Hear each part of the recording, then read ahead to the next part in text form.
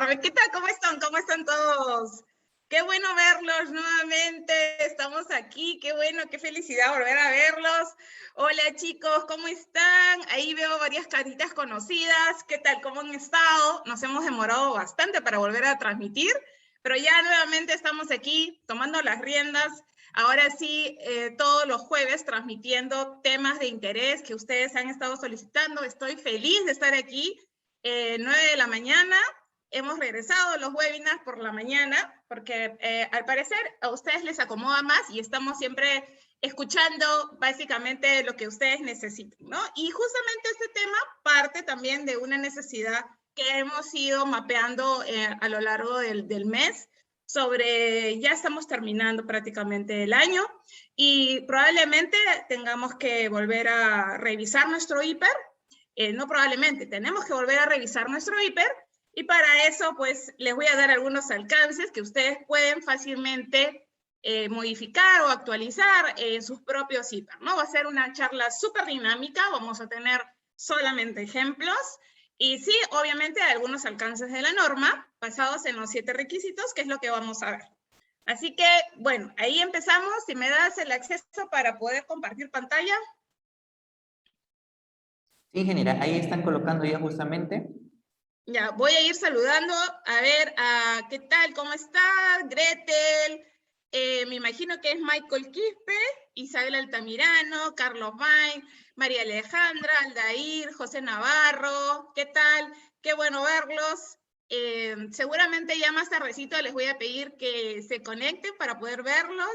Siempre es importante conocernos, entonces pueden activar sus camaritas y yo siempre estoy feliz de verles las caritas y ver qué están haciendo, porque algunos están llevando este webinar mientras están laborando, o de repente están tomándose un cafecito, ¿no? Mientras lo están viendo, así que me gustaría que también que los compartan. Igual estoy feliz de verlos. Carol Santamaría, qué bueno verte. María Alejandra Velázquez, ahí está Vanessa Nina, Julio César Romaní. Ay, José Límaco, mi amigo del alma, ¿cómo estás, José? Octavio Ramírez, Rodrigo Cueva, ahí estamos todos conectados. Estoy feliz de estar acá. William Gomero, ¿cómo estás, William? William trabajó con nosotros también, qué bueno que estés acá conectado, William. Un capo, William. Ok, a ver, chicos, ¿ya estamos listos? ¿Todos? ¿Estamos listos? Perfecto. Voy a pasar a presentar. Me dan un segundito. Y me comentan si se ve la presentación correctamente. Ahí está. Ahí estoy en la presentación. ¿Todo se ve correctamente? ¿Se está viendo bien? Voy a cerrar esta pantalla que me está distrayendo. Ok. Ahí, ¿qué tal? ¿Se ve bien? ¿Se ve se ve creo que muchos puntos negros? ¿Mucha parte negra? A ver, ¿me avisan? Creo que ahí está mejor. Correcto, correcto. Ya, genial, perfecto. Ok, empezamos. Bueno, ya me presentaron, yo soy la ingeniera Diana Granados, para los que no me conocen. Pertenezco al equipo de QHSE, que es una consultora que brinda soluciones en seguridad y salud en el trabajo, entre otras actividades también. Y básicamente nuestra misión siempre es brindar el soporte que a veces necesitamos y también recoger, obviamente, los desafíos que a veces ustedes tienen con respecto a los temas digamos que son relacionados a la normativa, ¿no? Pero no solamente a la normativa legal, sino también a la normativa que ustedes pueden haber adquirido de forma voluntaria. Por ejemplo, para aquellas organizaciones que tienen implementado la 45, o para aquellas organizaciones que tienen la 14, la 9, la 37, la 39, todas las normas que ustedes hayan podido implementar en sus organizaciones. Pero siempre tenemos que entender que la norma legal, todo lo que nos aplica, requisito legal aplicable, ¿no? Es lo primero que debemos de tener. Antes de pensar en cualquier norma, en cualquier 9, 14, 45, pensemos primero también en cómo estamos nosotros alineados con respecto a los requisitos legales que nos aplica como organización. Si estoy en minería, si he revisado la 024, si estoy en hidrocarburos, la 043, si estoy en diferentes sectores, tienen en algunos casos reglamentos propios, ¿no? Como el sector petróleo, por ejemplo, como en minería, como en construcción. Y obviamente tenemos también nuestra legislación transversal, que es la ley 29783, que es la ley que nos rige hasta el momento. Y esta ley, obviamente, con el transcurso del tiempo, ha tenido varias modificaciones. Ustedes también seguramente ya conocen estas modificaciones. Y considerando eso, yo les he elaborado una línea de tiempo, ¿no? En esta línea de tiempo podemos ver cómo es que ha ido evolucionando la norma. Y obviamente, entiéndase, algunos se molestan un poco y dicen, ay, otra vez va a cambiar la norma, otra vez sale otra cosa, y ahora qué tengo que hacer, y ahora qué tengo que implementar. Es normal que las normas, a partir de la curva de aprendizaje que tiene, obviamente, las organizaciones y también la coyuntura, como por ejemplo la COVID-19, es normal que haya una curva de aprendizaje y que las normas vayan siendo un poco modificadas, ¿no? Es algo que siempre se va a dar. Definitivamente no podemos tener nada fijo, pero sí debemos de evaluar cada uno de estos cambios y ver cómo aplica o cómo afecta a nuestra organización y también puede sumarnos a estos cambios y llevarlos a cabo, ¿no? Entonces, en el 2011, como bien saben, la ley 29783 se promulga y luego comienzan a haber estas modificaciones. Luego sale su reglamento en el 2012, ustedes ya lo conocen, el DS005, no voy a entrar mucho a detalle. Y luego tienen varias modificaciones como son los registros, aunque sí me gustaría entrar un poco a detalle con respecto a los registros de la RM050. ¿Y por qué les digo que quiero entrar a detalle? Porque aún veo que hay algún desconocimiento sobre los registros que debe aplicar cada una de las organizaciones. Entiéndase bien que también hay una norma, básicamente un reglamento, se puede decir, o algo que reglamentó en el caso de que nos encontráramos ante una microempresa o una pequeña empresa. Recuerden que bajo el régimen laboral, digamos, no tributario, ese también es otro de los webinars que hemos tenido para explicar que hay un régimen laboral y un régimen tributario. Y en el régimen laboral existen tres tipos de empresas. O sea, básicamente está lo que es la microempresa, la pequeña empresa y la no MIPE. No hay más. Y ustedes se pueden dar cuenta dentro de lo que es el cuadro de multas, por ejemplo, que a veces lo remitimos en varios posts, los hemos dado a conocer, y obviamente está dentro de lo que es la norma. Este cuadro de multas establece multas para las, digamos que lo que se sancione o lo que se esté incumpliendo, ¿no? Y está relacionado justamente a esto, al número de trabajadores y al tipo de empresa. Dicho esto, hay que revisar, si yo, por ejemplo, soy una microempresa, estoy obligada a tener 3 registros. Y a veces he revisado algunas con microempresas o pequeñas empresas que se están complicando demasiado cuando bien pueden implementar estos 3 o 5 registros, a diferencia de los 8 registros obligatorios que tiene una empresa que es no MIPE.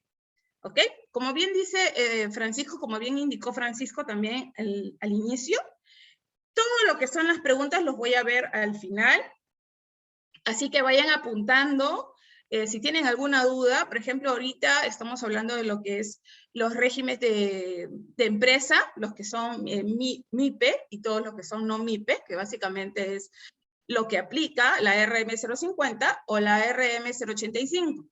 Recuerden que estas 2 resoluciones son las que nos dan de alguna forma los registros que nosotros tenemos que tener en cuenta. ¿Y por qué lo menciono? Porque dentro de la RM050 también hay 3 modelos de matriz hiper. Aparte de los registros, aparte de que ahí también podemos encontrar un ejemplo de un reglamento de seguridad y salud en el trabajo, por ejemplo, podemos encontrar algunas normas porque esta RM050 recoge lo que es una guía para implementar un sistema de gestión de seguridad y salud en el trabajo. Entonces, es una guía de recomendación y ustedes pueden remitirse a ella y descargar esos mismos registros y aplicarlos a su organización. Entiéndase también de que, obviamente, estos ejemplos que se van a dar, yo los tengo que aterrizar a mi realidad, ¿correcto? Yo puedo tener muchas cosas y en el internet ustedes van a encontrar una cantidad extensa de matrices hiper, metodologías, tipos,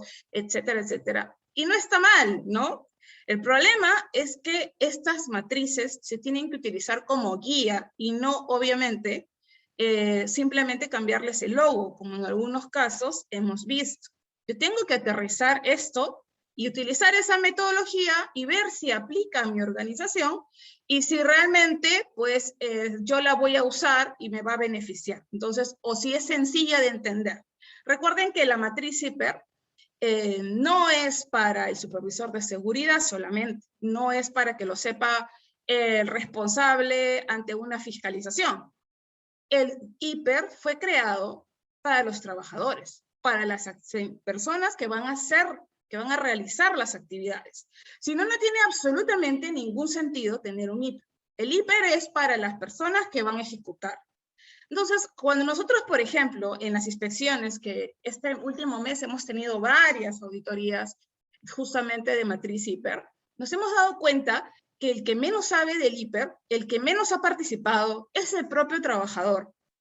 El propio trabajador no tiene ni la menor idea de qué cosa es hiper. A veces de repente no lo conoce con ese nombre. Tratamos de explicarle que es una matriz, una herramienta donde él ha identificado sus peligros, o de repente ha podido analizar esos riesgos dentro de su actividad y se han establecido los controles requeridos.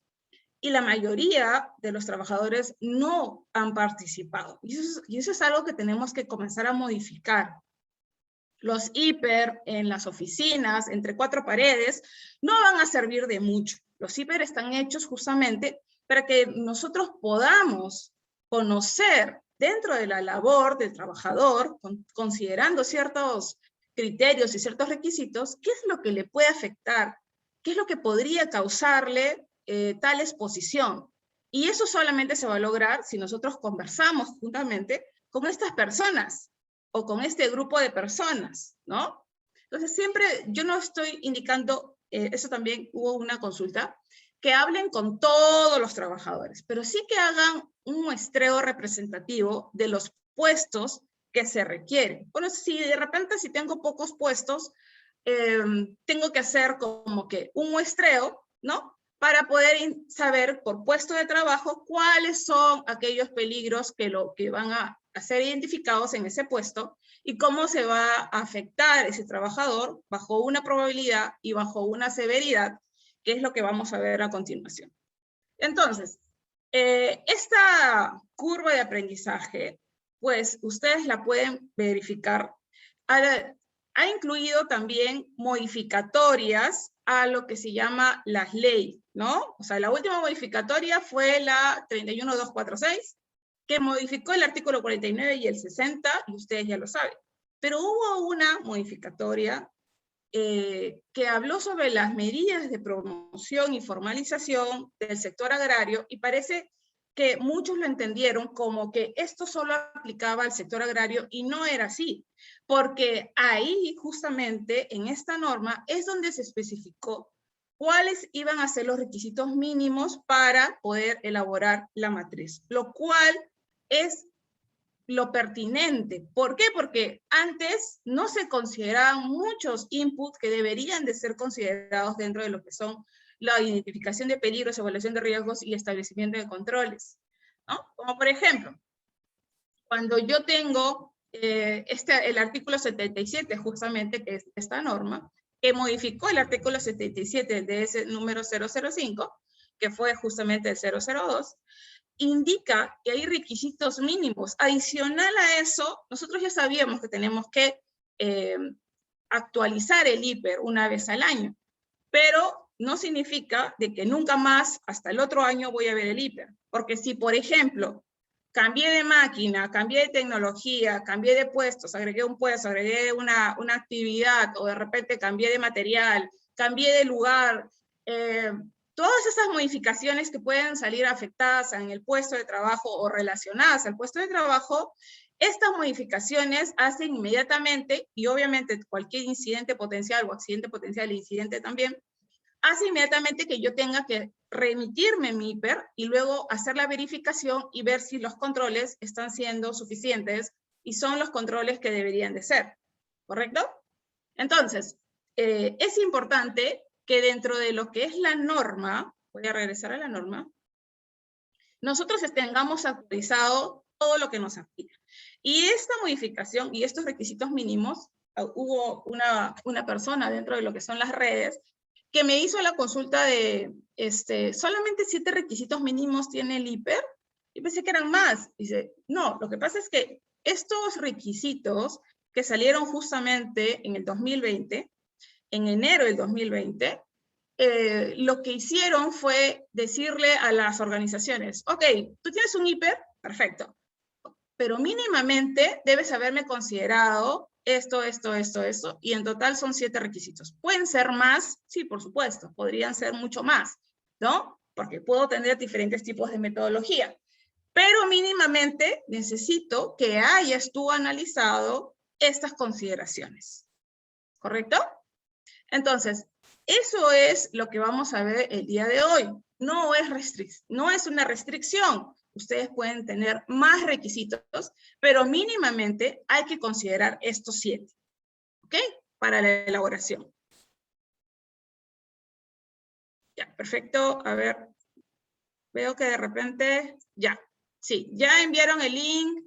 A ver, chicos, no se olviden de estar conectándose en el link, de estar colocando su asistencia, para poder tenerlos a todos y hacerles las invitaciones y los regalos que tenemos para ustedes el día de hoy. Así que no se pierdan. Aquí vamos.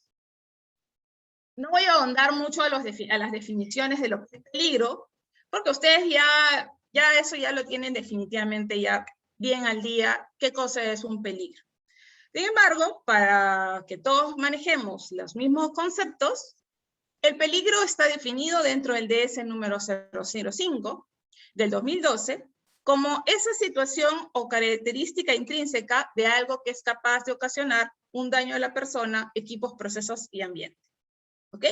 Normalmente, cuando nosotros estamos ante un peligro, lo reconocemos porque tenemos una visión, porque lo vemos, o porque lo leemos, o porque lo sentimos, ¿no? O porque lo escuchamos. Por ejemplo, cuando una bomba cavita, tú puedes decir, ok, ahí hay un problema. O cuando hay una fuga, ¿no? Entonces, normalmente los peligros son, de una forma, reconocidos por nosotros mediante nuestros sentidos. Pero hay peligros que no son reconocidos mediante nuestros sentidos. Uno de ellos es, por ejemplo, el SARS-CoV-2, que es el peligro biológico que ocasiona la enfermedad de la COVID-19, que obviamente nadie puede ver, porque es algo muy microscópico. Entonces, en ese caso, hay otros equipos que nos pueden ayudar, otras herramientas que nos pueden ayudar para identificar. Entonces, no solamente son los sentidos, también pueden ser las datas o también pueden ser los monitoreos que me indican de que hay un peligro cuando esto obviamente está fuera de nivel o fuera del estándar que debería de ser. ¿Correcto? Entonces, dicho esto, por ejemplo, cuando yo estoy ante una máquina de soldar, yo puedo identificar cuáles son los peligros de esa máquina de soldar o de ese, digamos, de ese proceso de soldadura, ¿no? Entonces, cuando yo identifico un peligro, yo estoy ante un proceso en el cual yo localizo dónde podría haber un peligro. De repente si hay una carga que es muy pesada, o de repente si hay una iluminación deficiente, o de repente si hay un producto químico. Entonces yo identifico, yo puedo reconocer que estoy ante un peligro, ¿correcto? Y ahí empieza la identificación. Yo digo, bueno, yo soy el que hace montaje de andamios. Entonces, ¿cuáles van a ser mis peligros? Bueno, yo estoy, obviamente, la altura es uno de ellos, o los equipos que yo utilizo también, las herramientas, de repente la misma instalación, el mismo entorno. Ok, a ver. .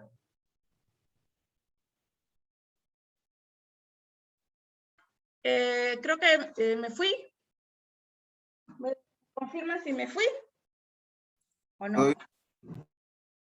¿Me pueden ver? Sí. Sí, genera. Sí, todo normal, Ay, ya. Diana, normal. Ay. Lo que pasa es que, ¿y ahí?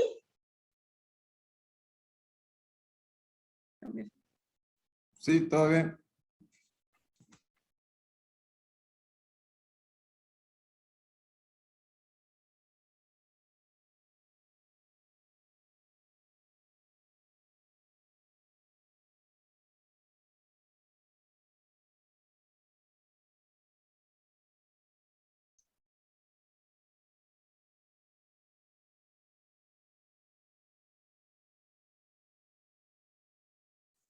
Se fue el internet. Sí, a ver, vamos a esperar por favor unos minutitos. Ahorita ya está reconectándose. Nuevamente indicarles por favor que no se olviden de llenar la lista de asistencia y la encuesta que hay ahí para poder nosotros proporcionarles el material que requieran o que necesiten sobre la capacitación.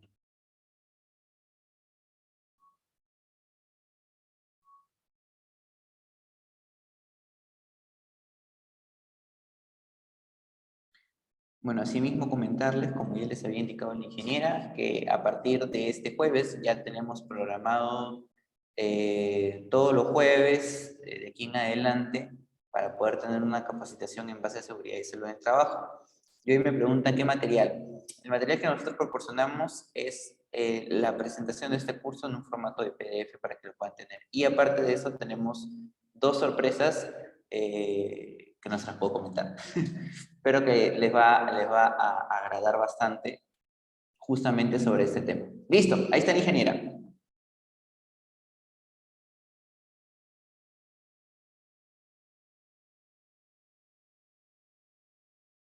Mute, ya. Ok, mil disculpas. A veces estas cosas pasan. Ya, ok. Bueno, ahí nos dimos un respirito. Ya, genial, continuamos. Entonces, una vez que ya yo he localizado y he reconocido el peligro, ¿no? En este caso, por ejemplo, de la máquina de soldar, estoy reconociendo que hay una exposición, de repente a una carga pesada, posiblemente haya una descarga eléctrica, o que pues, de repente hay una superficie caliente, y también una radiación no ionizante. Entonces, eso es básicamente lo que yo estoy identificando. ¿Correcto? Entonces, esto ya lo mencioné, recuerden que su hiper tienen que actualizarlo mínimamente una vez al año, pero como les digo, no deben esperar a que se cumpla el año para recién analizarlo. Si antes han tenido alguna modificación, por ejemplo, muchas de las modificaciones que han tenido muchas organizaciones es, por ejemplo, que una librería ahora se dedique a proporcionar alcohol o que ahora venda alcohol, por ejemplo, que ahora venda productos desinfectantes. Y en muchos casos ha pasado. O una zapatería que ahora venda productos pues, alimentarios, ¿no? Entonces, esta coyuntura nos ha hecho que nosotros optemos obviamente, por la continuidad, por garantizar la continuidad del negocio y obviamente por la misma coyuntura, en hacer algunas modificaciones que si nosotros no las hemos considerado, debemos de considerarlas. Obviamente, pues todo esto cambia mi sistema de gestión. Si yo antes no vendía alcohol y ahora tengo que venderlo, o ahora he optado por vender otro tipo de productos que ya no son, por ejemplo, los productos que antes vendía, verduras, no, ahora voy a vender solamente alcohol, mascarillas, productos de ese tipo, pues entonces todo cambia, mi hipercambia, obviamente las personas también a las cuales yo tengo que identificar los peligros también van a cambiar. Y eso es algo que es producto, obviamente, de la coyuntura. Pero de repente sigo haciendo la misma labor, pero he visto que el trabajo remoto me resulta. Entonces el trabajo remoto yo pienso que podría ser un trabajo mixto, o puede ser lo que le llaman el híbrido, ¿no? A veces en la oficina, a veces en la casa, y básicamente considerando eso también tengo que hacer mis modificaciones. O de repente sigo siendo mi trabajo completamente presencial, pero cambié de máquina, vi que hay otra máquina que resulta mucho mejor, que genera menos ruido, todas esas modificaciones, cambios, alteraciones, todo eso inmediatamente lo que va a hacer es que yo modifique el hiper. Y es algo lógico y es algo bueno. ¿Por qué? Porque si yo no he identificado, si yo el proceso lo he cambiado, o si el proceso ya tuvo alguna alteración, modificación, actualización, pues mis peligros tengo que volver a mapearlos, volver a identificarlos, volver a reconocerlos y decirle, ok, de repente hay inclusive menos peligros, o de repente el peligro ha cambiado. Entonces, por ponerles un ejemplo, antes, en una empresa se limpiaban las piezas metálicas utilizando querosene. Estoy hablando de antes, mucho antes, ¿no? Ahora el querosene es un producto controlado, pero antes lo usaban así. Entonces, esta empresa tenía que tener un extractor, las personas tenían que utilizar un equipo de protección personal para productos químicos, había mucho control con respecto a los ingresos a esa instalación, había obviamente una capacitación específica para estos productos, había almacenaje de este producto porque es inflamable, entonces había toda una cantidad de cuestiones que se tienen que analizar. Luego, ¿qué pasó? Cuando digamos que la tecnología lanzó un producto que era mucho menos agresivo con el medio ambiente, mucho menos agresivo químicamente en composición, y que no era inflamable ni siquiera, entonces se encontró esa diferencia, y obviamente, ¿qué pasa si yo no hubiera hecho los cambios? Voy a seguir utilizando el protector, el extractor, con todo lo que eso implica en costos, ¿no? Si yo ahora, por ejemplo, simplemente se colocan unos guantes y ya no es necesario utilizar un extractor, ya no es necesario utilizar de repente los equipos de protección personal, los respiradores, todas esas cosas que conllevan económicamente afectan, ¿no?, a la organización. Entonces, justamente esos cambios también son para bien, o sea, son para bien porque necesito analizar ahora cuáles son los peligros de este nuevo jabón neutro, por ejemplo, que es más amigable con el medio ambiente, que obviamente también va a tener un costo, quizás un costo mayor, pero económicamente me sale mucho mejor que además de, por ejemplo, electricidad, protección, y no solamente eso, sino la afectación de la persona, que con el tiempo, obviamente, quizás iba a tener alguna afectación respiratoria por justamente estar expuesto a estos productos. Entonces, hay modificaciones que son buenas y hay que considerarlas y hay que integrarlas dentro de lo que es nuestro nuevo proceso, y que necesito haberlas considerado como los controles nuevos, ¿no? Entonces, eso también es importante. Recuerden que cuando hablamos de hiper, a veces dicen, lo ven el hiper tan alejado de la organización o tan separado de la organización, cuando no es así. El hiper es una herramienta viva, es una herramienta que debe ser de consulta para la toma de decisiones. No es separado, siempre a veces tendemos, ok, el hiper para el trabajador, bueno ya, ok, el hiper para el trabajador, pero el hiper es mandatorio. Entonces, eso me ayuda para poder tomar decisiones a todo nivel. Yo siempre digo, siempre lo digo y lo repito y lo recontrarrepito, que el hiper es la columna vertebral del sistema de gestión de seguridad y salud de trabajo. Y como organización, nosotros tenemos que remitirnos a esta herramienta para poder tomar decisiones. ¿Y por qué tengo que remitirme a esa herramienta para tomar decisiones? Porque ahí, en esos controles que yo he colocado, pues me dan una idea clara de qué es prioritario y qué es segundo y qué es tercero y qué es cuarto. Porque si yo priorizo cuáles son mis actividades que generan más, o de repente que se evalúa con un riesgo más alto, pues entonces esas actividades que tienen un riesgo más alto van a requerir mayores controles. Y ahí es donde yo voy a tener que considerar cuál es la inversión que yo voy a tener. Controles a nivel logísticos, de compras, de supervisión, de capacitación, de equipos. Entonces, ¿quién puede tomar decisiones sin conocer el hiper?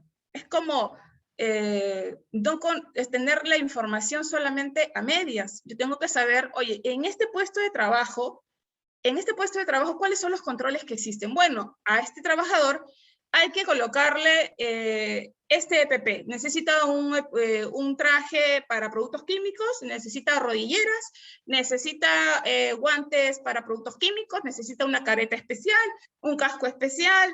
Entonces, si yo no he mapeado eso como organización, entonces estoy dejando de tener claro cuál va a ser los costos que yo voy a tener que asumir para ese puesto y para brindar ese servicio en el caso de que tenga algún cliente que lo requiera. O de repente como forme parte de algún proceso dentro de la empresa. Entonces el IPER es eso justamente, eso es el valor, la importancia que tiene, ¿correcto? Entonces, sí estamos claros con respecto a eso y vamos a seguir comentando. Ok, aquí vienen las 7 requisitos para el establecimiento de su IPER. Ustedes pueden tener su IPER a mano, por ejemplo, para las próximas oportunidades, o normalmente cuando estamos dentro de lo que es los sets que tenemos para explicar esto del IPER, tenemos un curso de alta especialización, de especialización técnica solo de IPER. Ahí mencionamos que siempre tengamos a la mano para poder indicar dónde voy a considerar estos requisitos, ¿correcto? Uno de los requisitos es justamente que dentro del IPER se hayan considerado las actividades rutinarias y no rutinarias, ¿no? Así como las situaciones de emergencia que se podrían dar en el puesto de trabajo. No todos los puestos de trabajo van a tener que estar involucrados en situaciones de emergencia, pero hay puestos que sí van a estar involucrados, como que, por ejemplo, el que estamos viendo ahorita. Suponiendo de que ese trabajador tiene un puesto de limpieza, ¿no? Tiene puesto de limpieza, pero es un puesto de limpieza rutinario. Él limpia la planta, ¿correcto? O sea, todos los días lo realiza de esta forma, ¿no? Tiene un escobillón, tiene su detergente, básicamente no hay mayor complicación ahí. Cuando hay una parada de planta, por ejemplo, ya pasa a ser una actividad, porque las paradas de planta obviamente pues son 2 veces al año, máximo 3 veces al año quizás, ¿no? Pero normalmente no son cuestiones rutinarias. Entonces, lo que yo tengo que considerar es que si este trabajador va a estar dentro de lo que es la parada de planta, dentro de lo que es una limpieza más profunda, pues en ese caso yo voy a considerar esa actividad también porque está relacionado a ese puesto de trabajo, ¿correcto? Recuerden que los IPER son por puesto de trabajo, ¿correcto?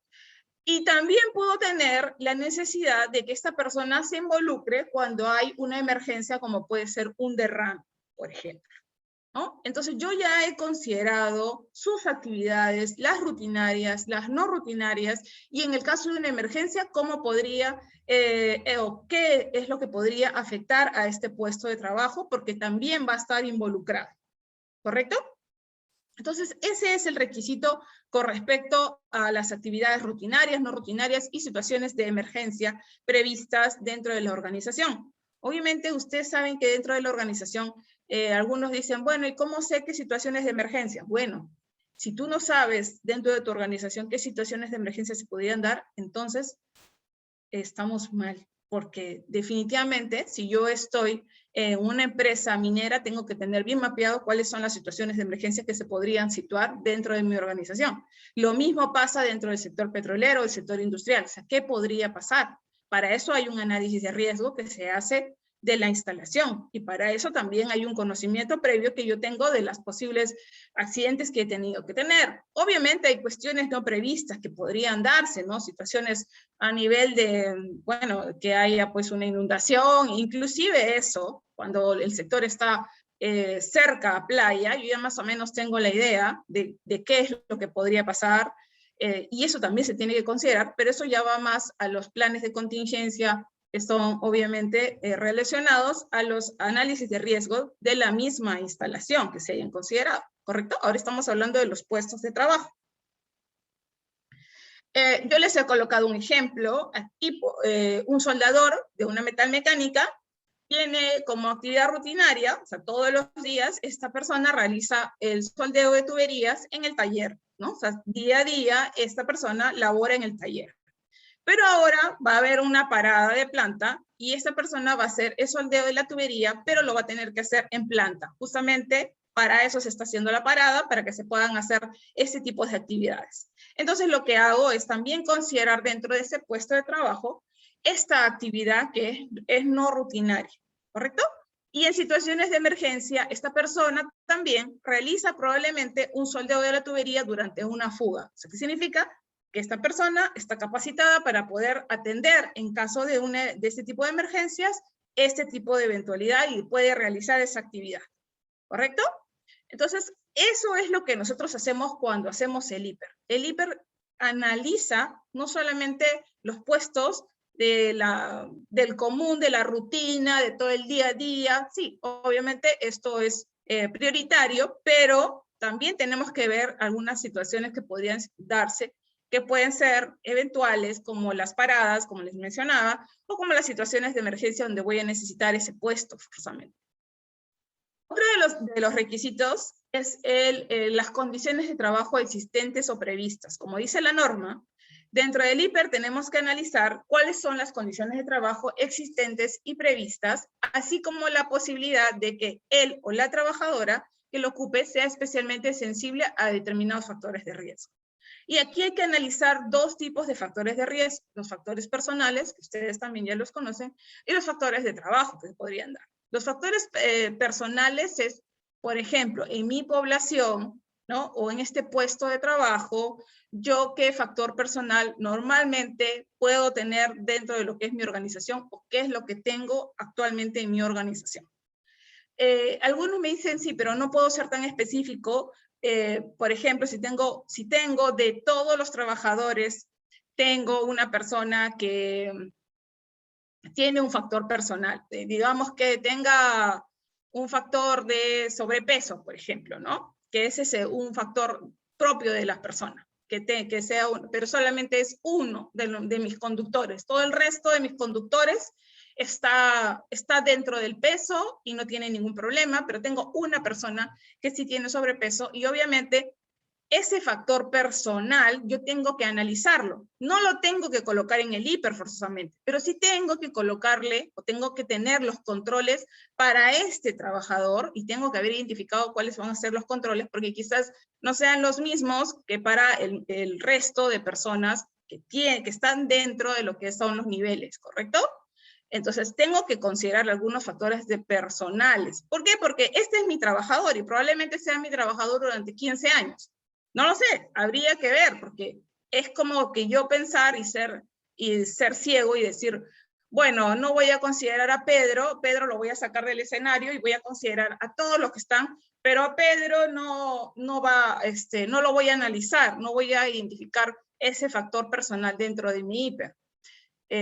Quizás no lo consideres dentro del hiper del puesto, probablemente, pero sí debes de considerar cuáles van a ser aquellas consideraciones o esos controles que vas a tener para Pedro, porque obviamente él es tu trabajador, ¿no? Entonces, eso también hay que tenerlo en cuenta. Lo mismo pasa con los factores de trabajo. Y, por ejemplo, tengo un puesto que va a utilizar o que va a estar expuesto a alguna sustancia radioactiva o va a estar expuesto a algún trabajo que sea muy crítico de una manipulación, por ejemplo, de algún producto químico, ese factor de riesgo yo tengo que considerarlo también, obviamente, dentro de mi hiper, porque esta afectación, obviamente, es parte del puesto. No la puedo retirar del puesto.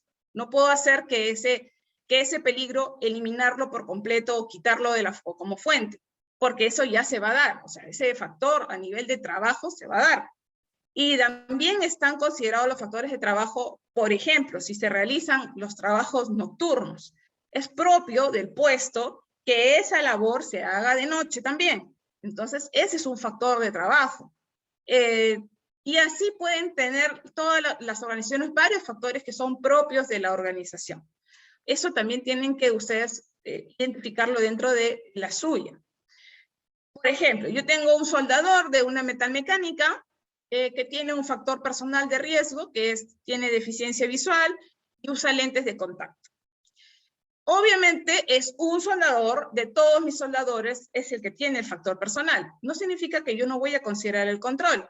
Voy a considerarlo quizás no dentro de toda la matriz, pero sí voy a considerar aquel factor para esta persona, aquel control que le aplica, porque obviamente al tener esto, no significa que lo voy a retirar, ¿no? Voy a tener sus controles, porque obviamente es mi trabajador. Y algún factor de trabajo puede ser, por ejemplo, que esté expuesto a radiación UV, que esté expuesto obviamente a productos químicos que pueden contener, por ejemplo, en el caso de una soldadura, cloro o flúor, que pueden ser productos químicos que puedan ser de afectación para el trabajador. ¿Correcto? Esos son mis factores de trabajo, los que yo he encontrado. Otro de los requisitos es identificar los peligros, evaluar los riesgos existentes o posibles en materia de seguridad y salud que guarden relación con el medio ambiente de trabajo o con la organización del trabajo. Miren qué importante es esta parte justamente de los riesgos existentes o posibles en materia de seguridad que están relacionados al medio ambiente de trabajo. Antes no estaba considerado eso. Y esto es algo muy importante porque cuando yo, por ejemplo, como en la foto, estoy armando un andamio, hay una diferencia muy grande entre armar un andamio sobre una pared o dentro de repente de una instalación, a armar un andamio dentro de un tanque, o armar un andamio en una zona completamente libre, donde no tengo forma de anclarlo a nada. Entonces, estas cuestiones de entorno van a hacer que yo tenga que identificar algunas cosas que no las habría hecho en otras situaciones. Y eso también es importante. ¿Cuáles son los peligros que puede estar expuesto ese trabajador adicionales? Y yo ya sé que este trabajo es posible que se haga en un tanque, es posible que se haga en una vía completamente libre, donde no tengo dónde asegurarlo, ¿no? O es posible que se haga de repente al costado de una pared, donde tengo la posibilidad de anclarlo hacia un punto. ¿Correcto? Entonces, lo que yo he hecho es justamente identificar estos peligros a nivel de entorno, que obviamente puede ser exactamente el mismo andamio. Puede ser un andamio de 2 cuerpos, puede ser ese andamio de 2 cuerpos yo lo voy a armar al costado de la pared, pero también probablemente ese andamio de 2 cuerpos bajo las mismas condiciones tenga que hacerlo dentro de un tanque o de repente encima de un tanque, ¿no? Entonces, esas consideraciones también se tienen que ver dentro de lo que es el I+C. ¿Correcto? Un ejemplo puede ser que este mismo soldador tenga como entorno que pueda hacer este trabajo en altura y que también pueda hacerlo dentro de un espacio confinado. Entonces, los controles, obviamente, a altura son unos, y si estás en un espacio confinado son otros controles, ¿correcto? Y la organización del trabajo puede ser que sean turnos, que puede ser que se necesite una planificación adicional a lo que normalmente se realiza, como en el caso de un espacio confinado, que necesitas obviamente una planificación adicional como los permisos, los análisis de trabajo seguro, que sea, por ejemplo, un trabajo bastante rutinario y que obviamente esto requiera la participación de los trabajadores en esos puestos de trabajo. Entonces yo lo considero dentro de lo que es mi hiper. Otra de la importancia de estos cambios fue el que se consideren las medidas de protección para las trabajadoras o los trabajadores que tengan situaciones de discapacidad, por ejemplo, y la evaluación de riesgos para esas mujeres que tienen o que están procreando o que están embarazadas, perdón, o que pueden salir embarazadas, porque también hay una protección para aquellos puestos, por ejemplo, tengan personas o tengan mujeres que están o que posiblemente podrían estar en edad fértil, es importante protegerlas también, ¿no? Por ejemplo, yo tuve un caso de una trabajadora de una refinería que estuvo embarazada trabajando hasta muy pegado casi su embarazo, y luego, bueno, no es algo tan específico, podría ser que sea algo, digamos, muy puntual, pero este niño nació con algunos problemas bastante críticos y algunos atribuían el hecho de que haya trabajado en ese entorno. Obviamente eso ha sido hace mucho tiempo, porque ahora hay mucha protección con respecto a las madres gestantes, pero antes no se sabía nada de esto, y había muchas mujeres que trabajaban hasta los 8 meses, ¿no? En estos entornos donde hay mucha cantidad de compuestos orgánicos volátiles que pueden afectar al feto, y obviamente después esa trabajadora tuvo muchos problemas con su hijo, se retiró de la empresa, y algunos atribuyeron, que estoy hablando de hace mucho tiempo, ¿no? Que esto había sido producto justamente de estar expuesto todos los días, porque trabajaba en una planta de almacenamiento, de despacho, básicamente de despacho, donde estaba obviamente expuesta a estos compuestos orgánicos volátiles. Entonces, hay mucha importancia, y ahora es bueno que le demos la importancia, porque obviamente la madre gestante debe ser protegida, debe ser, y ahora obviamente con el COVID, esta persona tiene, digamos que hay que priorizar su trabajo remoto, ¿correcto? Entonces, eso también ya ahorita es por ley. Pero cuando ya termine el estado de emergencia, igual tiene que existir la protección de la madre gestante, y obviamente hasta también la parte de la lactancia y la protección para todas las trabajadoras, ¿correcto? Ok, eso se debe de priorizar. Y eso también es importante que la empresa lo conozca, porque tampoco vamos a hacer no vamos a mentir, y eso obviamente representa costos, representa una inversión, representa que ese puesto va a tener que ser asumido por otra persona, ¿verdad? Entonces eso va a representar obviamente algún tema de inversión, de costos, de gastos, y yo tengo que tenerlos previstos, porque si no los tengo previstos, pues entonces se me puede salir de las manos. Entonces yo tengo que tener esa parte. Con eso no le estoy diciendo que no tengan que elaborar, definitivamente sí, pero hay que tener previsto que esto podría pasar en estos puestos. Los resultados de las evaluaciones de los factores de riesgo físicos, químicos, biológicos, ergonómicos y psicosociales son también un input, y esto es excelente. La verdad es que quizás esto sea la parte más importante, una de las partes más importantes de estos requisitos, y es justamente esto, que los factores de riesgo físicos, químicos, biológicos, ergonómicos y psicosociales se hayan considerado como el input para poder desarrollar mi IPER. ¿Por qué? Porque antes teníamos algo bastante subjetivo, ¿no? Considero que en esta área hay ruido. Sí, ¿cuánto? No tengo ni la menor idea de cuánto ruido hay. Entonces, ¿cómo sabes que hay ruido? Considero que aquí hay, por ejemplo, estrés térmico. Sí, cuando salgo siento un choque de calor. ¿Cómo lo sabes? ¿Cómo tienes la certeza que en ese puesto hay estas condiciones de estos agentes ocupacionales? ¿Cómo lo sabes? Si no tienes un monitoreo previo, estás haciendo una aseveración, digamos, producto de la sensibilidad de la persona y no forzosamente de la medición.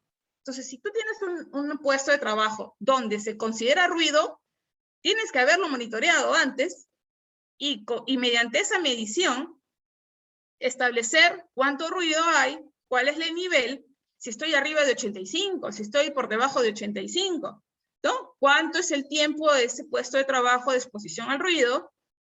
Y de acuerdo a eso tomar decisiones. Porque si yo tomo decisiones simplemente diciendo, acá creo que hay ruido, acá creo que hay vibración, aquí creo que hay estrés térmico, aquí creo que hay falta de iluminación, entonces yo realmente no estoy conociendo bien qué es lo que está pasando en mi puesto de trabajo, qué es lo que está pasando. Y con eso puedo tomar decisiones erradas. Lo que tengo que hacer es medir, decir, ok, sí, aquí hay ruido, ¿por qué? Porque estoy arriba, por ejemplo, en este puesto por 8 horas estoy en 100. Ya, inmediatamente, sí, pues estás fuera.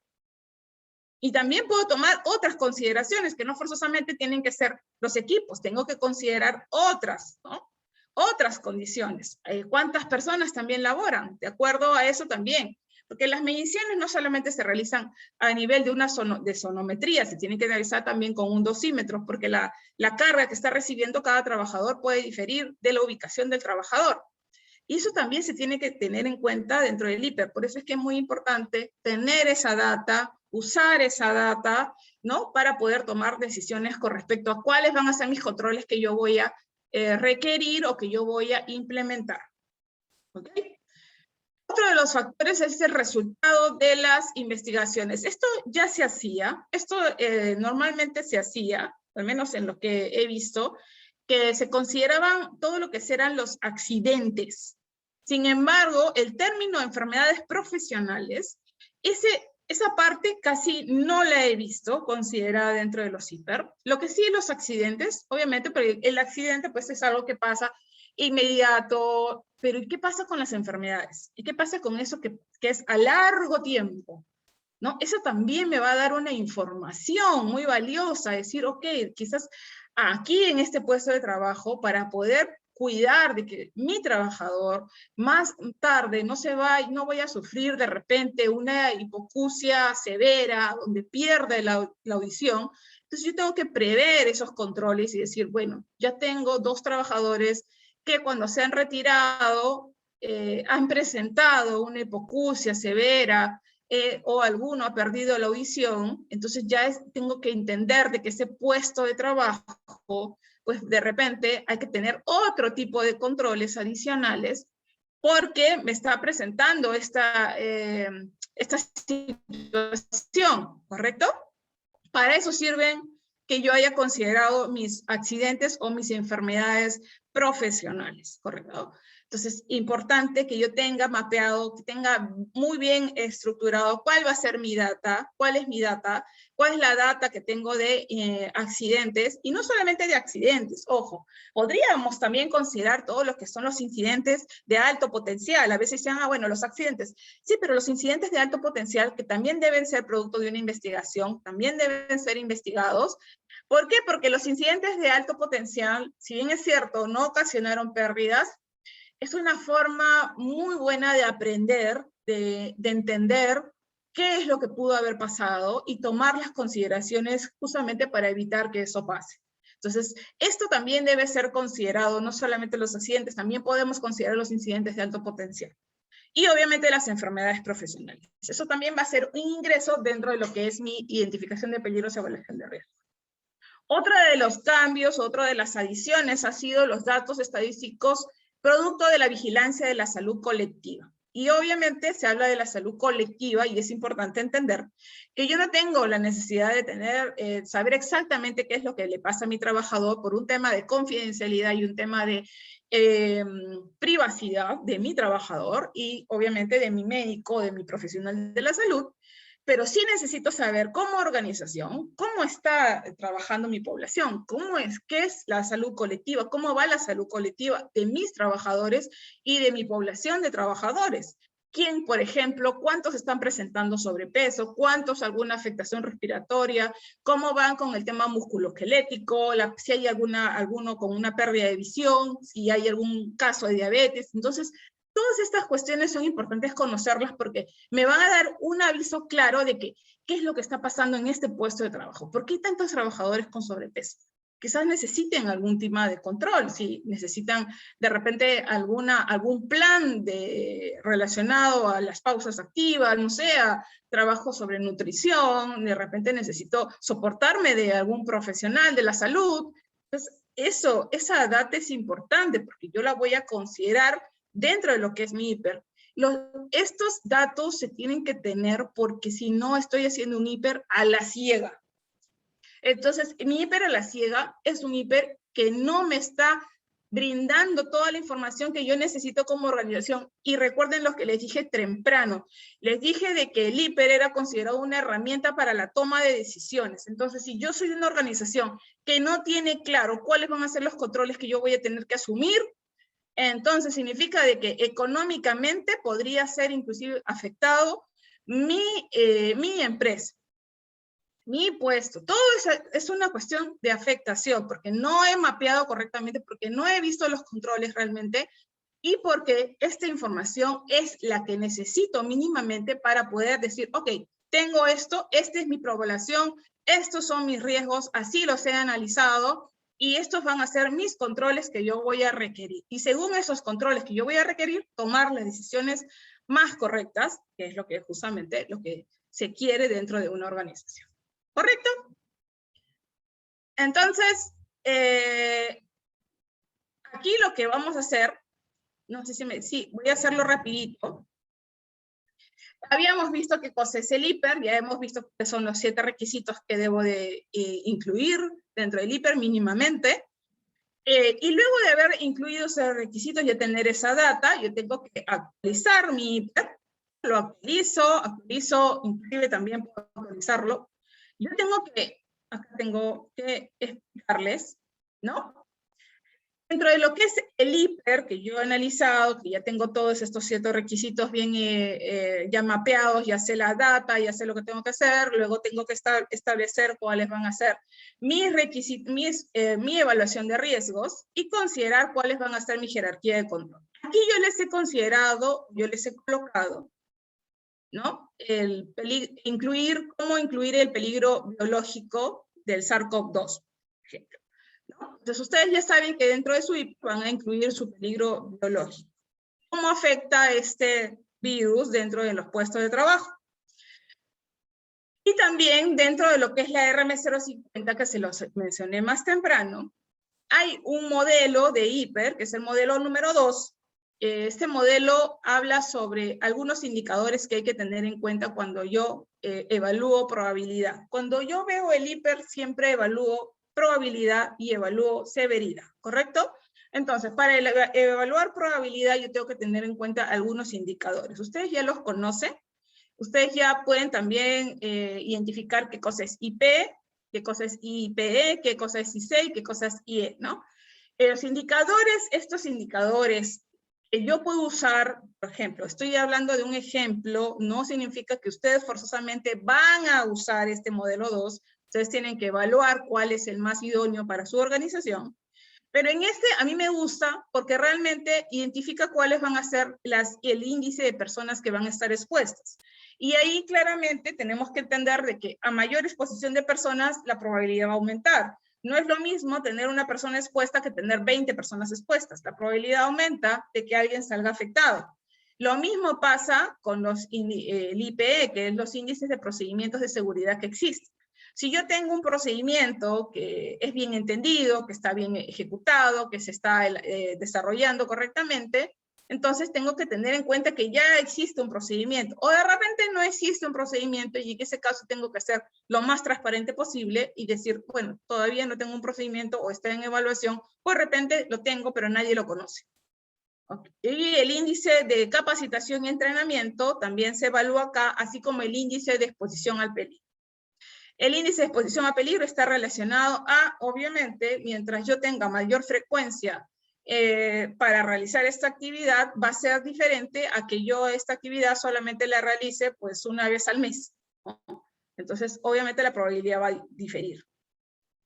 Y así ustedes van a ver todos estos cuadros, los tienen dentro del RM.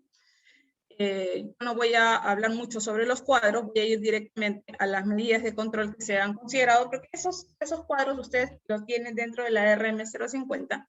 Y no se preocupen para todos aquellos que se hayan colocado en la lista de asistencia, van a tener también en la presentación, que se la vamos a enviar, ¿no? Y hablamos sobre las medidas de control que yo debo de considerar. Ustedes ya saben que las medidas de control están relacionadas a una jerarquía de medidas de control. Y así como esa jerarquía tiene controles que son bastante rígidos, que le llaman controles duros o rígidos, también tenemos que considerar algunos controles que son blandos. ¿Ok? Los controles rígidos ustedes los conocen. Eliminación y sustitución son básicamente los controles más rígidos, incluyendo ingeniería. Y los controles administrativos y los controles a nivel de EPP son los controles más blandos. ¿Y por qué hay diferencia en ellos? Bueno, los más rígidos obviamente son controles que no están sujetos a las personas. Sí, lamentablemente así es, ¿no? Son más efectivos justamente porque no dependen de las personas. Entonces, un control a nivel de una guarda o a nivel de una pantalla, por ejemplo, a la cual yo no puedo retirar, pues va a ser mucho más efectivo que colocarme de repente un EPP. ¿Por qué? Porque el EPP va a depender del trabajador, va a depender si se lo quiere colocar, va a depender si se lo quita en algún momento, si se lo coloca mal, o de repente si no es el adecuado. Entonces, digamos que el EPP es uno de los controles blandos, y lo mismo pasa con los controles administrativos, que muchas veces dependen de las personas. Porque la persona puede ver la señalética en su camino, pero puede decidir no tomarla en cuenta. Entonces, por eso se le llama controles blandos. Y hay otros controles que son los rígidos, que son los controles de ingeniería, sustitución y eliminación, que obviamente son más efectivos, pero son más costosos normalmente de implementar, y a veces ni siquiera se pueden implementar. Por eso hay que tener tanto tiempo ahí dándole a estos controles que se llaman más blandos. Esto es una aplicación de cómo se establece la jerarquía de control. Básicamente, si yo tengo un peligro, que puede ser el tránsito de vehículos, y yo tengo un riesgo, que puede ser el atropello del personal, yo puedo también establecer cuáles van a ser mis criterios a nivel de controles, ¿no? Si yo puedo, por ejemplo, cerrar la vía, entonces estoy ante un control de tipo eliminación. Pero si yo cierro la vía, significa que ya nadie pasa por ahí. Y a veces los controles de tipo eliminación hacen que sea imposible el proceso. Y ahí radica que obviamente sea muy difícil de implementar.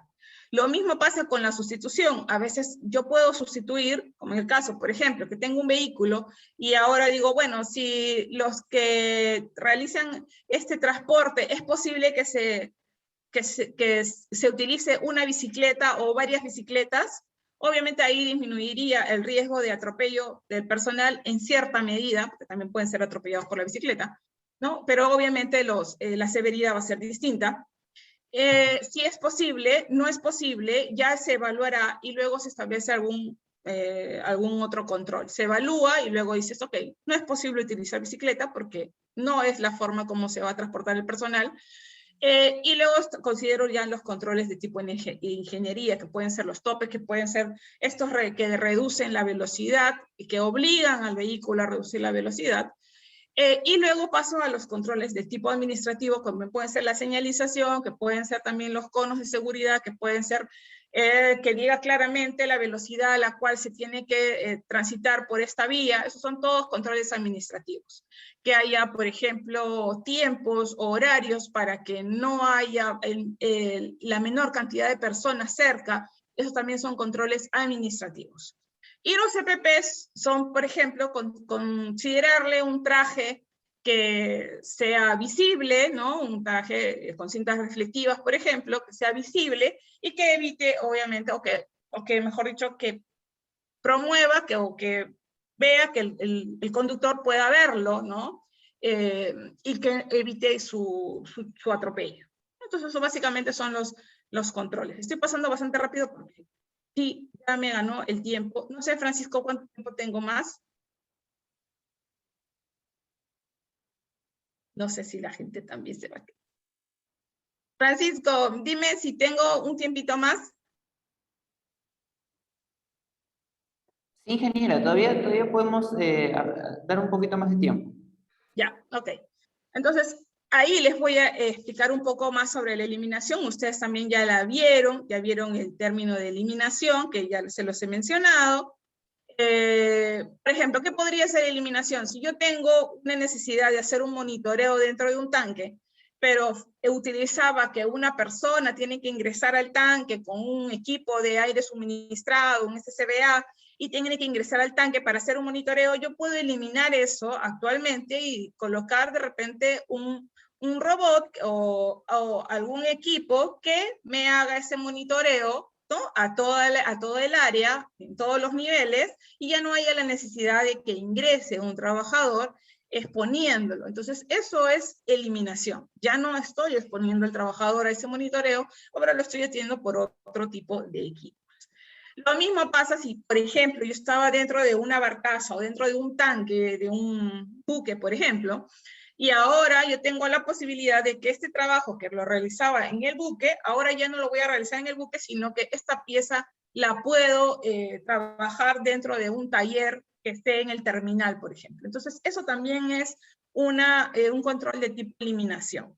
Asimismo, si yo necesitaba subir a una escalera para levantar algo, y si yo, o para recoger algo, si yo utilizo un elemento que me ayude a bajar y que ya no tengo la necesidad de subir a la escalera para poder retirar algún producto, pues eso también es un control de tipo eliminación.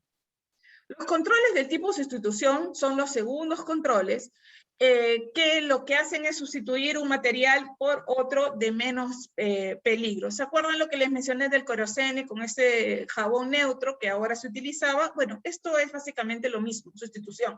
La actividad se sigue realizando, la limpieza se sigue realizando, no se ha parado de limpiar.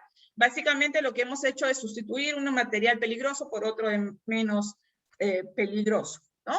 Reducir, por ejemplo, la energía en un sistema o dentro de un proceso, reducir la fuerza, la tensión, la presión, la temperatura, reemplazar un producto químico por otro, aspirar el polvo en lugar de barrerlo, eso también es sustitución. Cambiar la manera de cómo realizo un trabajo y hacerlo de otra forma, eso es sustitución. ¿Se acuerdan de esto?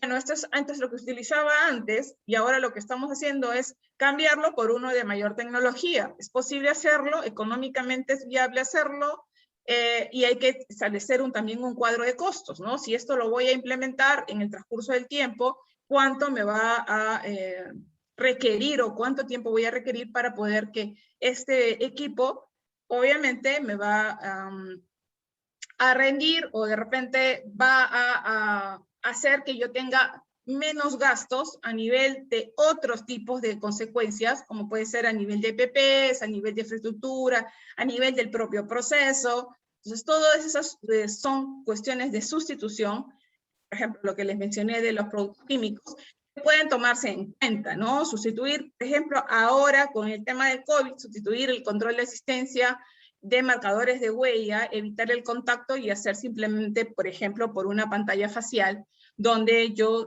ya me contactan y ya no necesito, pues, tocar ningún instrumento, ¿no? Los controles de ingeniería son, obviamente, los que nosotros relacionamos a veces al mismo proceso, pero a nivel de infraestructura, de lo que se tiene que implementar. Si yo tengo una válvula que hacía, por ejemplo, que un soldador se tenga que tirar al piso, tengo que ver que esa condición que se está dando de ese trabajador, donde existe un peligro de postura, de un peligro también a nivel de posibilidad de que haga fuego, de que el producto es inflamable, de que la chispa, etcétera, etcétera, etcétera. Yo tengo que considerar que a nivel de ingeniería voy a mover eso de ahí, lo voy a colocar en otra situación. Eso ya son niveles que yo tengo que considerar. ¿Por qué? Porque el que lo tenga tirado, el que lo tenga arrodillado, en una postura inadecuada, donde tenga que tener más cercanía de repente a esa válvula, eso tiene que considerarse dentro inclusive de los controles o dentro de lo que son la planeación y dentro de lo que es cómo yo voy a estructurar un plan de trabajo o cómo yo voy a diseñar una planta o cómo yo voy a diseñar un proceso, cómo voy a diseñar un equipo. Entonces, todas esas cuestiones se deben de considerar. Los controles de ingeniería puede ser, por ejemplo, la protección de máquinas, es un control de ingeniería. Los confinamientos de los materiales peligrosos son controles de ingeniería. Por ejemplo, el almacenamiento, los estantes de materiales peligrosos, con la ventilación, con todas esas condiciones. Llevar, por ejemplo, un compresor que está causando mucho ruido, ¿no? Y yo lo llevo por todo el proceso. Digo, rediseñar la máquina puede ser que yo pueda rediseñar la máquina, ¿no? Y emplear de repente otro proceso, o puedo de repente aislar la máquina y emplear aislantes para su vibración, para evitar que vibre tanto, porque esa vibración es la que está ocasionando el ruido. O de repente puedo colocar algún material absorbente o alguna superficie, ¿no? Para poder colocar pantallas. Y obviamente ubicar al trabajador en una situación donde él esté protegido de este ruido o de esta vibración. Entonces, esos son controles de ingeniería. Esos son controles. Obviamente siempre representan un mayor costo, pero siempre, como les digo, analicen costo-beneficio. Siempre analicen costo-beneficio. Si de repente hay una inversión fuerte dentro de los que son los paneles acústicos, o de repente la protección a nivel de aislamiento de ruido, ¿qué tanto hay sobre la recuperación? Si yo tengo que comprar mucho menos orejeras, o si tengo que comprar, o si tengo que garantizar la salud de los trabajadores a largo tiempo. Como es parte del proceso, quizás tengo que evaluar, ¿no?, el costo-beneficio en este caso para poder tomar una decisión. Las barreras físicas, la ventilación, todo eso son cuestiones de ingeniería. Como control administrativo puedo tener las señales de seguridad, es una de ellas. Recuerden que las señales de seguridad están elaboradas para que el trabajador rápidamente diga, aquí hay fuego, ok, aquí hay inflamable, aquí hay un riesgo eléctrico, y es bastante rápido, y es de forma gráfica, me está indicando, hey, hello, atento aquí, porque aquí hay una escalera, atento aquí, porque aquí hay un material peligroso, atento aquí, porque aquí hay un riesgo biológico. Entonces, para eso me sirven las señalizaciones. Puedo estar distraído, puedo estar en mi mundo, y en ese momento que veo la señalización roja, donde dice prohibición, me está diciendo, oye, aquí no entres. Entonces, esas señalizaciones son importantes, y hay que considerarlas también dentro de lo que son nuestros controles. Lo mismo pasa con las inspecciones de los equipos, la capacitación que tengo que tener, todo eso son controles administrativos, los permisos de trabajo es un control administrativo, el etiquetado, el rotulado de los productos químicos, por ejemplo, de los almacenes, los horarios de trabajo también. Si de repente esta máquina me genera mucho ruido, pero recuerden que el ruido está relacionado al tiempo de exposición, si de repente yo expongo a una persona mucho menos tiempo, digamos que en vez de exponerla 8 horas, hago 2 cuadrillas y en una de ellas voy a trabajar 4 horas, luego lo cambio de puesto y hago otra donde va a estar expuesto, obviamente menos tiempo de exposición, menos probabilidad, y así funciona. Optar obviamente por las cuestiones virtuales que son muy fáciles y que ahora pues están muy de moda, establecer los turnos, los planes de comunicación, todo eso son medidas administrativas que pueden ser consideradas dentro de los controles. La formación, cómo debe ser ejecutada mi formación. Recuerden que de esto también hablamos sobre la formación y cómo ha ido cambiando. El DS001 cambió algunas consideraciones con respecto a la formación que hay que tener en cuenta. Los trabajadores ahora cómo deben ser entrenados, adiestrados, obviamente en los controles y en los peligros de sus puestos de trabajo y cómo analizarlos, ¿no? Todo lo que tiene que ver con etiquetas, hojas de seguridad, SDS, MCDS, esa información se llaman controles administrativos. Los mapas de riesgo, los puntos, ¿no? Ahí está claramente la señalización, todo ese proceso, por ejemplo, que se cumple para la sintomatología de las personas, el proceso para el ingreso, todo eso son controles administrativos, y los controles de tipo EPP. Ya los conocemos todos, y que obviamente, si bien es cierto, estos controles están hechos para minimizar la severidad o minimizar la consecuencia, no deben de faltar. ¿Por qué? No deben de faltar porque algunos dicen, bueno, el EPP sí es la última medida de control. Por supuesto, el EPP es la última medida de control, pero no por eso debe faltar. El EPP tiene que existir, porque si todo falla, yo me aferro a mi casco y puedo evitar que me rompa la cabeza. O sea, es el final, pero si yo he tenido el guante, por ejemplo, ¿cuántas veces en temas de quemadura, en temas de salpicadura, por ejemplo, de producto caliente, ¿cuántas veces una careta no te ha salvado de salir con quemaduras en el rostro o en parte de tu cuerpo? ¿Cuántas veces no ha salvado alguna vez un EPP?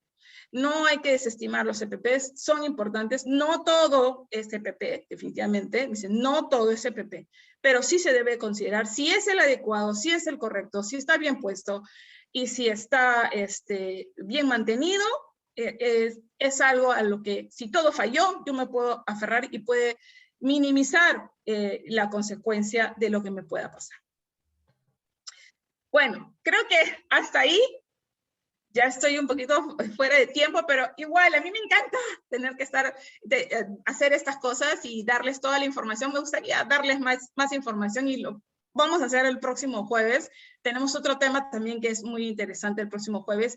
Y saben que siempre me pueden contactar, que pueden llamarme, escribirme, estoy en redes, así que yo estoy aquí presta y contesto todas sus preguntas y yo estoy siempre feliz de tenerlos aquí con nosotros.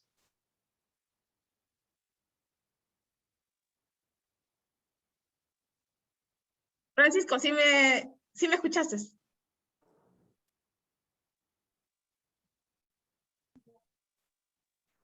Ahí está Renzo. ¿Qué tal? Muy buenos días.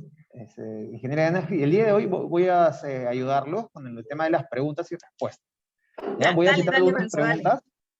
Ok, Orlando Salvador nos pregunta, ¿se considera el trabajo remoto en el I+C? Claro que sí. Claro que sí, Rolando. Se tiene que considerar el trabajo remoto dentro del I+C. Una pregunta relacionada también con ese tema, hecho por Mónica Pérez, nos indica, ¿cómo hacer un I+C para el personal que solo realiza trabajo remoto y cómo identificar los peligros o riesgos si está laborando desde casa?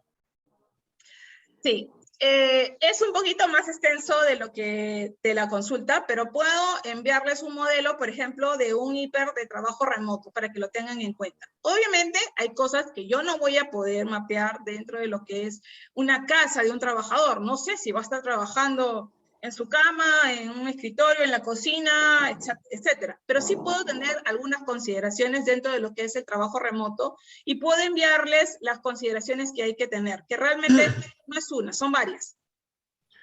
Diana, buenos días. No sé si me permites una adición. Sí, claro que sí. Ya, buenos días a todos amigos. José Limaco. Respecto a esta inquietud de uno de nuestros compañeros, es bueno tenerlo presente, ¿no? Recuerden que cuando hacemos un trabajo remoto, el trabajador no está desligado de la empresa, por lo tanto la empresa tiene una responsabilidad sobre lo que le puede ocurrir al trabajador.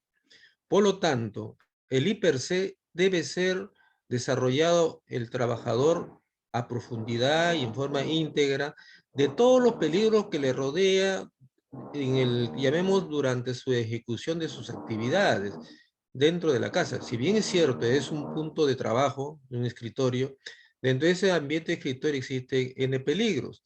Él tiene que desplazarse hacia los servicios higiénicos para sus necesidades fisiológicas, o también tiene que desplazarse para tomar sus alimentos. Todas esas actividades que él desarrolla durante las 8 horas debe ser incluido dentro del I+C, porque es la única manera de reconocer si fue accidente o no accidente. Si no lo considera, cabe el riesgo de que el trabajador no sea considerado este accidente. En adición, hay otras adiciones. Por ejemplo, si en caso que el trabajador tenga que salir fuera de su casa por necesidades X, esa actividad debe ser incluida y debe ser comunicada para que el jefe pueda tomar conocimiento que se está desligando temporalmente de la relación laboral entre la empresa y el trabajador. Es decir, realmente el trabajo remoto no exime a la empresa a ser responsable de lo que ocurre al trabajador. Más bien debe ser, como se dice, revisado el I+C con una persona responsable de la empresa en el ambiente de trabajo y corroborar de que el I+C está completo. Gracias. Gracias, José. Muchísimas gracias por tus alcances. Así es. El I+C debe ser considerado para el trabajo remoto. Obviamente no vamos a poder conocer todo, vamos a necesitar mayor información y mayor data, pero sí es importante guardar el control relacionado justamente a estas eventualidades que puede darse en el caso de que, por ejemplo, tenga que haber una salida o de repente tenga que retirarse de su domicilio y tenga que irse a otro lugar a realizar la actividad. Eso tiene que estar informado, sí, a la organización. Definitivamente sí, informar es importante dentro de lo que es ahora esta nueva normalidad, ¿no? Que nos incluye en nuestro trabajo de forma híbrida o de repente completamente, ¿no? A nivel remoto, ¿no? Gracias, muchas gracias, José, por tus alcances. Ok, Renzo, continuamos. ¿Qué otra pregunta hay? Sí, a ver, hay una pregunta un poco técnica, hecha por Milagros Malpartida. Ya. Ella nos indica que según el anexo 3 de la resolución ministerial 050-2013-TR, las metodologías referentes al I+C son referenciales. Por lo tanto, pregunta, ¿es obligatorio tomar las metodologías del IPRC o las mismas empresas pueden crear sus metodologías propias? No, es como bien lo dice la RM050, establece guías y son, ahí se me pueden ayudar con un audio, que es un sonido que se está filtrando. Ok, la metodología justamente es una, se puede decir, es una guía, ¿no? O sea, te doy 3 metodologías, pero obviamente son referenciales, como bien lo dice, referenciales. Como organización, yo he visto muchas metodologías, he visto matrices de 40 por 40, he visto matrices inmensas y también muy chiquitas, pero es lo que funciona en la organización, es lo que decide la organización, pero sí que no debe existir la menos información, ¿correcto? O sea, puedes tener diferentes cosas, pero no puedes no puedes hacer la metodología sin considerar los requisitos legales. No puedes hacer la metodología sin haber considerado estos 7 requisitos mínimos que les acabo de compartir. ¿Okay? La metodología puede ser variada, tu matriz de probabilidad versus severidad puede ser variada, tú puedes ajustar también tu severidad, ¿no? Dependiendo de la actividad. Yo he visto, por ejemplo, matrices donde involucran los pasos de la tarea y agregan, o sea, mientras más pasos la tarea, más compleja. Y también están analizando complejidad de la labor. 3 pasos en una tarea no es igual que hacer 15 pasos en una tarea, y la complejidad de la tarea hace que la probabilidad de que haya o que se genere un accidente o un incidente aumenta, y ya la han considerado ahí ese término complejidad de la labor. Pero va a depender de lo que decida la organización, considerando obviamente todo lo que son los requisitos legales. Esa parte no hay problema. Perfecto. Otra pregunta de MXP nos hace una consulta. ¿Cómo se hace un IPRC para el sector automotriz? ¿Mantenimiento de vehículos, planchado y pintura? ¿Qué controles se dan en este sector?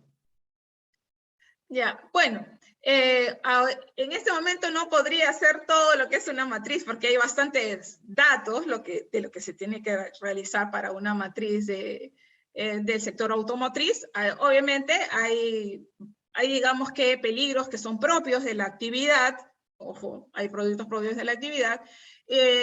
Lo que puedo hacer es darte algunos alcances. Si me escribes, no sé si es Michael Quispe, MXP, ¿verdad? Si me escribes, podría darte mayores alcances para que tú más o menos orientarte cómo estás desarrollando tu matriz. Recuerden que la matriz está muy relacionado a la propia organización, así que necesitaría conocer mucho más de la organización y del sector, de la actividad que van a realizar y el puesto que estás analizando, ¿no? Porque recuerden que la matriz es por puesto de trabajo. Ok, otra pregunta de Catherine Gambardini. ¿Los médicos ocupacionales deben elaborar de manera conjunta el IPRC? Es correcto, sí. ¿Por qué? Porque la información que tenga el IPRC está desarrollado por un equipo multidisciplinario, por un equipo que tiene que tener diferentes tipos de alcance. Tu profesional de la salud puede intervenir, es bienvenido en intervenir, porque te va a dar muchos datos sobre, por ejemplo, la población o el estado de salud de tu población, y esa información la tienes que tener. Entonces, ¿quién te va a dar esos datos o quién puede aportar? Es muy importante su aporte dentro del IPER, y es más, debería de ser siempre considerado dentro del procedimiento del IPER que haya un profesional de la salud, porque esta persona tiene otro tipo de visión y puede aportar muchísimo, enriquecer los controles también, ¿no? Y de repente tener otro tipo de alcances que tú los necesitas. Así que siempre bienvenido en la parte de salud ocupacional, definitivamente tiene que estar presente. Excelente. Otra pregunta en este caso de Gabriel. Dice, ¿en una empresa con 5 trabajadores es obligatorio tener un supervisor de SST? ¿Con 5 trabajadores? Sí, es correcto. Tienes que tener un supervisor, o sea, siempre hay alguien que se tiene que hacer cargo de tu seguridad y la salud de tus trabajadores. Si, por ejemplo, tienes 5 trabajadores, pues elijan un supervisor de seguridad entre todos los trabajadores y que este funja porque necesita aprobar muchas cosas. Recuerden que el DS001 mencionó varias responsabilidades que tiene ahora el supervisor de seguridad, tanto el comité como el supervisor. Inclusive el supervisor debe de aprobar, el IPRC debe aprobar varios documentos, incluido tu plan de vigilancia, prevención y control del COVID, también es aprobado por el supervisor o por el comité, así que la obligación la tienen todos. A partir de 20 trabajadores debe tener un comité y menos de 20 trabajadores tienes que tener un supervisor de seguridad, pero lo tienes que tener. Perfecto. Una pregunta de José Flores. ¿Dentro del IPRC se considera mordedura de perros o robos en trabajadores que realizan trabajos en campo? Sí, claro que sí. Para mencionarles algo, nosotros estuvimos en una auditoría donde los trabajadores, por ejemplo, que hacen este corte de árboles, ¿no? Ellos habían hecho su hiper, todo, pero esta vez pasó que una araña se cayó en el cuello de un trabajador y le picó. Entonces, bueno, el trabajador lo tomó como algo, bueno, me picó la araña, bueno, ya y se fue a su casa. Eso se infectó, tuvieron que sacarle parte del cuello, una parte de toda la piel, y eso fue mucho más grande de lo que habíamos pensado. Entonces, todas estas cuestiones que a veces salen producto de incidentes, por ejemplo, en este caso de un accidente, porque sí, el trabajador sufrió realmente, hay que ser considerados. Y si tienes en tu instalación perros a vectores que pueden afectar, tienes que considerarlos también, ¿no? Por ejemplo, eso ha pasado varias veces en que haya perros que hayan mordido, porque en ese camino es imposible que no hay. Ahora, el control puede ser del tipo eliminación. La empresa lleva todos los perritos a un lugar, ¿no? Como también he conocido que lo hacen, a un lugar donde estas personas se encargan de los perritos o trabajan junto con ONG que ayudan a los animales, porque obviamente no estoy de acuerdo para nada de que vayan a hacer algo en contra de los perritos, ¿no? Eso no se puede hacer. Se tiene que buscar una solución para poder garantizar las dos cosas. Primero, que el área esté libre para los trabajadores y que no haya un problema de ese tipo, y también para los animales, ¿no? Bueno, vamos a comentar la última pregunta. Ya, genial. Nos ha pasado. De Fernando Alama. Él nos indica, ¿cuál de los 3 modelos de la resolución ministerial 050 es válido o es más aconsejable de trabajar? ¿Cuál de los... ¿Puedes repetirme, por favor? Sí, ¿cuál de los 3 modelos de la resolución ministerial? Una consulta, una pregunta. ¿Cuál de la RM050? Correcto. A ver si me ayudan con el sonido. Ya. ¿Cuál es el más aconsejable? Vuelvo a decir, eso depende de la organización. Yo particularmente, a mí me gusta más, pero estoy hablando de forma personal, el modelo número 2, porque hay mayores indicadores y porque tengo mayor información que me puede ser útil. Y a mí me gusta más el modelo número 2, pero también hay que ver qué es lo que le aplica a la organización, qué es lo que le funciona a la organización, ¿no? Entonces, eso ya tienen que analizarlo ustedes mismos y que también sea de fácil entendimiento para los trabajadores, ¿correcto? Mientras la matriz sea más elaborada, más compleja, yo lo entiendo, pero eso también está relacionado a la madurez del sistema de gestión, a la madurez de mi población, de mis trabajadores, de mis colaboradores con respecto a la seguridad y salud en trabajo. Si yo realmente, digamos que recién estoy implementando un sistema, si recién estoy implementando un hiper o de repente recién estoy viendo estos temas, no voy a entrar a cuestiones muy complejas, eso lo haré más adelante conforme exista el crecimiento de mi organización o conforme se requiera, pero si no, puedo optar por cuestiones muy sencillas y que igual sean efectivas, porque al final de cuentas, lo importante es que tú hayas identificado muy bien cuáles son los peligros, que hayas valorado los requisitos para elaborar el IPER, que los hayas considerado, que hayas evaluado bien tu riesgo y que establezcas controles en orden de jerarquía. Eso es básicamente lo más importante dentro de lo que es el IPER. Bueno, a continuación vamos a dar el pase a Andrea Valdés, ¿no? Para dar algunas indicaciones ¡Andreita! finales. Vamos, Andreita. Hola, ¿qué Diana. tal? ¿Cómo están? Bueno, para finalizar, quería decirles a todos que muchas gracias por su asistencia. No olviden llenar el formulario de asistencia y la encuesta que está en el chat. También seguirnos en nuestras redes sociales, en LinkedIn, en Facebook y en Instagram, para que también puedan evitar recibir información falsa. Muchas veces hay empresas que utilizan nuestro nombre de la manera inadecuada, así que síganos para que estén al tanto de su contenido real, por favor. Y bueno, ingeniera, ¿puedes dejar de compartir para poder tomar la fotografía final, por favor? Ay, sí, perdóname. No te Diana, preocupes. disculpa, no sé si nos tendrá un par de minutos. ¿José? Sí, Diana, un par de minutos, por favor. A ver, Gracias, dime. María. Gracias, Diana, y agradecerte por tu gran apoyo técnico y experticia que tienes en la materia. Indudablemente que ahí se une pues el tiempo y todas las relaciones con que interactúas, las empresas, y ayuda mucho a hacer esto mucho más fácil, ¿no? Solamente quería complementar algo que creo que es conveniente que todos sepamos. Para nosotros el I+C viene a ser la herramienta primordial de un supervisor de seguridad, ¿no? O del trabajador que firma permiso de trabajo. Es el documento, no documento, es el conocimiento primordial.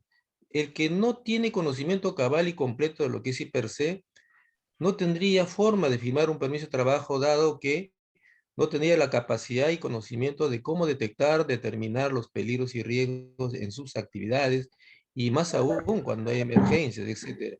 Es decir, una persona que trabaja en seguridad y está relacionada con actividades diarias, tiene que tener este conocimiento cabal y completo de lo que es el I+C, y aprobar el curso I+C, como lo estás mencionando tú, que realmente es arduo y laborioso, y conocer en amplitud, ¿no?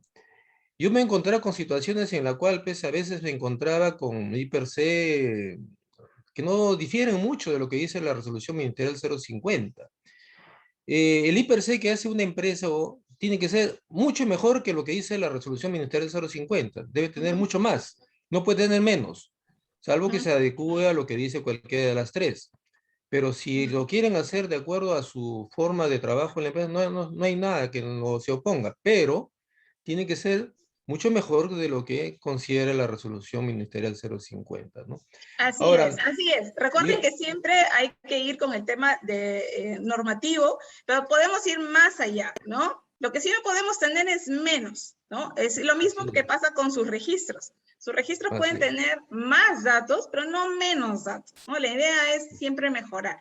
Quiero aprovechar para saludar a una persona muy importante para mí, que es Nibio Ortiz, que está aquí conectado, y estoy emocionada de verlo, realmente mi maestro. El señor Nibio Ortiz fue por mucho tiempo jefe en Refinería de la Pampilla y veía el área de seguridad y salud en el trabajo, así que estoy feliz de tenerlo aquí con nosotros y no puedo dejar de decirlo, por favor, Nibio, perdóname, y estoy feliz de tenerlo aquí presente. Bueno, chicos, un abrazo inmenso a todos. ¿Ya nos tomamos la foto, Andreita? Sí, efectivamente, estoy esperando que por favor enciendan su cámara todos. Chicos, prendemos la cámara para tomarnos la foto de recuerdo, ¿les parece? Ahí, Luis Angélica, estás regia, ahí estás que se peina. Julie, amiga mía, ¿cómo estás? Qué bueno verte. Ay, Miguel Ángel García, ¿cómo estás? Hola, ahí está Branco Ojeda con su bebé, qué lindo. Brigitte Ríos, está Joy Flores, Carlos Santamaría, está Félix Suyo. Félix, ¿a dónde te vas? Está Eliana Mejía. Eliana, qué bueno verte, Eliana, ¿cómo estás? León Pacheco, Hola, León, tú siempre ahí, siempre full con nosotros. Disculpa. Marianela. Perfecto, He ¿nos tomamos la estado, foto? Ahí está José. Dianita, he estado He estado muy ocupado, pero he tomado el tiempo de estacionarme por acá y escuchar la capacitación muy buena. Gracias por todo, en verdad. Ha sido un aprendizaje muy bueno. Felicitaciones a todo el grupo, en verdad, muy bueno. Perfecto, Félix. Félix, entonces te veo, de todas maneras vamos a lanzar nuestro curso de especialización técnica solo en hiper. Entonces ahí te veo, ahí conectadísimo. Entonces, Félix, no me vayas a dejar. Ahí voy a estar dictando 16 horas de solo hiper C. Así que hasta ahí nos vamos a ver con varios de ustedes. Un abrazo inmenso a todos. ¿Nos tomamos la foto, Andreita? Sí, genial. A ver, a la cuenta de 3, ¿sí? 1, 2, 3, todos sonriendo. Listo, voy por la segunda pantalla. Que también están por ahí, está Humberto, Gretel. A ver, 1, 2, 3. Y me voy por la tercera. Y la última. Ay, acá está Isaías de Arenas.